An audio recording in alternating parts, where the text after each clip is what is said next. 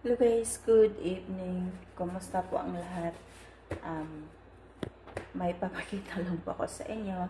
Ako po ay magluluto ng tinapay sa kawali. Alright, so ito po yun.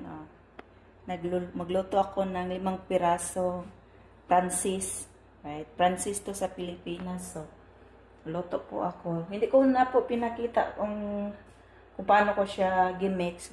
Kasi wala ko sa mood ganyan. Pero ngayon, ko na lang, pakita ko sa inyo kung anong gagawin ko dito. Alright, yan, Francis po yan, 5 piraso. Sino man yung nakakakilala sa Francis, sa Pilipinas na tinapay, ito po yun. So, ang gagawin ko ay, nag-init pa ko ng kawali. So, mainit na po siya. Iluto natin siya ng 10 minutes or 5 minutes, depende sa init niya. So, yan. Ito, lalagay lang natin. Yan. May breadcrumbs po siya. Lagyan ko po siya ng breadcrumbs. So, okay natin. Para magkasya. Alright.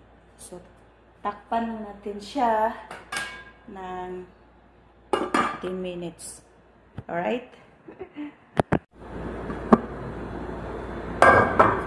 So, baliktarin po natin siya. Alright. So, natin siyang baliktarin.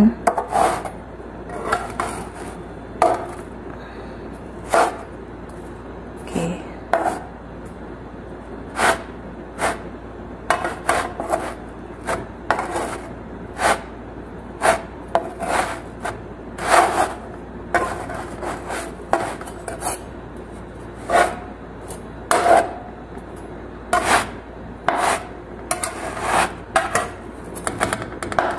Ang bango, guys.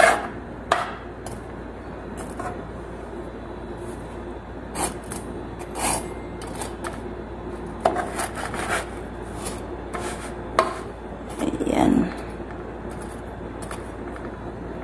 So, takpan natin siya ulit.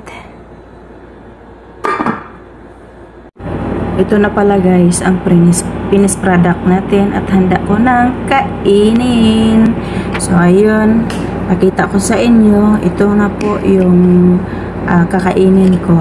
Alright, sobrang sarap to, guys. Sarap. Yummy.